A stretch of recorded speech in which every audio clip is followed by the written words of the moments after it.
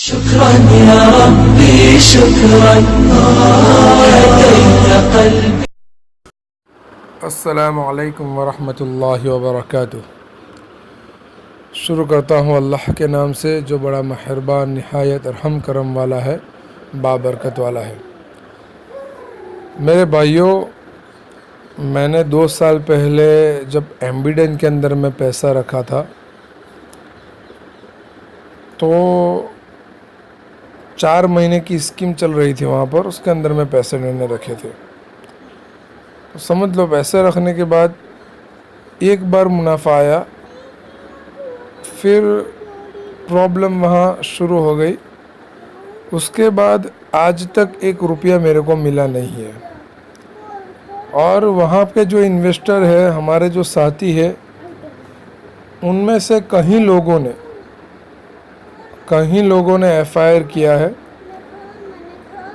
और आज भी उसका कोई नतीजा नहीं आया है। वो आदमी जो फरीद पाशा करके है, अभी भी बाहर घूम रहा है। उसकी डेट होती है, वो कोर्ट के अंदर में जाता है, फिर बाद में तारीख मिलती है, बाहर आ जाता है, यानी जामीन पे वो आज बाहर है। सेम केस है हीरा गोल्ड की तरह।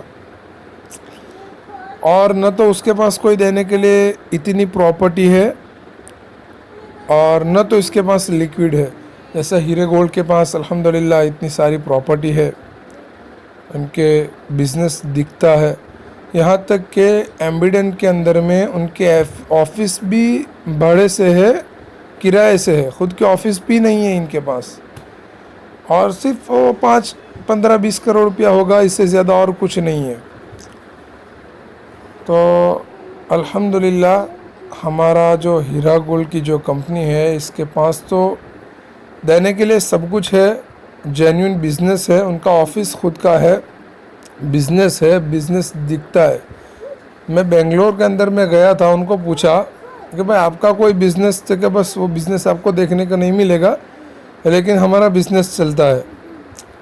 ठीक है, ये ऑफिस वो भी किराए से है, यानी कोई ऐसी ठोस चीज़ नहीं है जिसके ऊपर हम ट्रस्ट कर सके कि ये लोग कोई बिज़नेस करते हैं या फिर बिज़नेस चलाते हैं। दूसरी बात, मेरे फादर ने इंजाज के अंदर में पैसे रखे थे, तो अल्हम्दुलिल्लाह वहाँ से आए पैसे 2-3 साल तक, बस बाद में वो भी ख़त्म। नोटबंदी का जब रूल्स आया, उसके बाद से वो कंपनी भी हिल गई, यहाँ तक कि बंद हो गई, उससे भी कुछ नहीं आ रहा है, क्लोज़, सब कुछ क्लोज़। 1 रुपया अभी तक नहीं आया। और उसका जो एमडी है या फिर जो भी है, वो भी आज बाहर घूम रहा है। वहाँ के लोगों ने भी केस किया है। अच्छा, ये बात तो हो गई। ये जब एम्बिडेन का मैं एक वकील से ओपिनियन पूछने गया कि भाई वहाँ पे सब लोग केस किए हैं, 6-8 महीने हो जाने के बाद, जब पैसे बंद हो गए उसके 6-8 महीने के बाद मैंने सोचा कि मैं भी केस करूँ। तो मैंने मेरे वकील से पूछा, तो वकील ने मेरे को एक मशवरा दिया कि भाई देखो, पहले तो मैं आपसे एक सवाल करता हूँ कि भाई वहाँ किसी ने इनके ख़िलाफ़ एफआईआर किया है या नहीं किया है। तो मैंने कहा कि जी बहुत एफआईआर हुई है उनके ख़िलाफ़। तो उन्होंने बोला कि अब आपको एफआईआर करने की कोई ज़रूरत नहीं है, कम से कम 2 एफआईआर भी हो जाए ना तो बस है। अगर पैसे आएंगे, इनकी अगर प्रॉपर्टी होगी, अगर पैसे आएंगे तो सबको हमारी गवर्नमेंट बुला के देगी। हमारे गवर्नमेंट कोई चोर नहीं है, लुच्ची लफंगी नहीं है। जैसे कि आपकी ज़मीन है तो आप कहीं और देश के अंदर में रह रहे हैं, और जब वारसाई होती है तो आपका नाम अंदर में डालते हैं, आपको कहीं से भी ढूंढ के ये ज़मीन आपको देते हैं, ये हमारी गवर्नमेंट।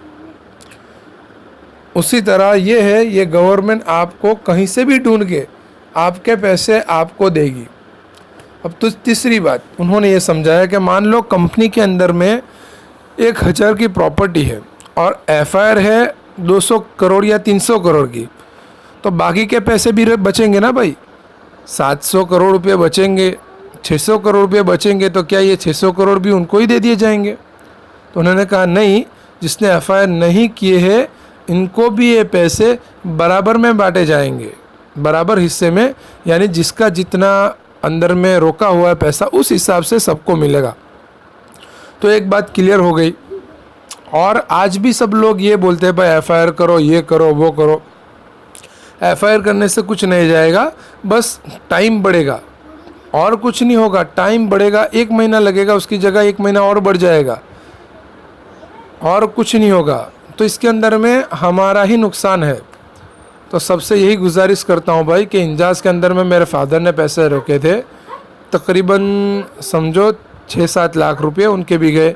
मैंने एम्बिडेंट के अंदर में 13 लाख रुपए रोके थे, वो भी गए चले ही गए। 2 साल हो गए, समझ लो। मेरे पास सब प्रूफ है, डॉक्यूमेंट भी है मेरे पास उनके दिए हुए, और उन बैंक की पासबुक के अंदर में भी मेरे पास इसका प्रूफ है। लेकिन कुछ नहीं हो सकता। मैंने अभी तक एफआईआर नहीं किया है, क्योंकि मेरे को मालूम है एफआईआर करने से कोई मतलब नहीं है, क्योंकि ऑलरेडी एफआईआर हो चुकी है, केस कोर्ट के अंदर में चालू है। जब पैसा अगर मिलेगा, इनके पास होगा प्रॉपर्टी, जब पैसा मिलेगा तो सबको बांटा जाएगा। तो बस दुआ कीजिए कि अल्लाह ताला जो हीरा गोल्ड की सीईओ है नौहरा शेख, वो देने के लिए बोल रही है। अल्हम्दुलिल्लाह इसका जेन्युइन बिजनेस है। तकरीबन बेंगलोर के अंदर में 25 से 30 कंपनियां बंद हो चुकी है, शायद 1-2 चालू होगी मेरे ख्याल से, बाकी सब बंद हो चुकी है, क्योंकि जीएसटी और नोटबंदी के अंदर में सब ख़त्म हो गए। और जो जेन्युइन है वो इसके अंदर में टिके रहे, जैसे कि हीरा गोल्ड। मेरे ख्याल से हीरा गोल्ड के अलावा मेरे को नहीं लगता कि और कोई कंपनी होगी, जहाँ तक मैं जानता हूँ। और जो होगी वो मेरे अंदर में नहीं है, मेरी जानकारी के अंदर में नहीं है।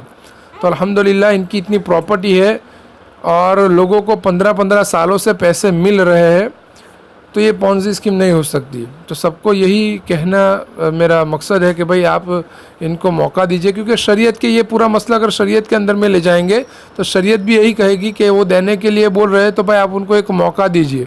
और किसी को मौका देना इस सदको बराबर सवाब है। सदका, जहाँ तक वो पैसा आपका नहीं लौटा था, वहाँ तक आपको सदके का सवाब मिलेगा, सदकों का सवाब मिलेगा भाई। तो शरीयत भी यही बता दी है। हमारा इस्लाम का जो कानून है ये भी यही बताता है। आप किसी भी मुफ्ती साहब से जाके पूछ लीजिए। तो बस सब्र करें इंशाअल्लाह, और दुआ कीजिए अल्लाह ताला आफ़ियत से आपा को बाहर ले आए और आफ़ियत से उनको उनकी बिज़नेस आफ़ियत से चले, और अल्लाह उनकी जान माल इज़्ज़त आबरू की हिफाजत फरमाए, और हर तरह की छोटी बड़ी बीमारियों से, आफ़तों से, तकलीफ़ों से, मुसीबतों से उनकी हर हाल में अल्लाह हिफाजत फरमाए। अस्सलामु अलैकुम वरहमतुल्लाहि वबरकातुहू।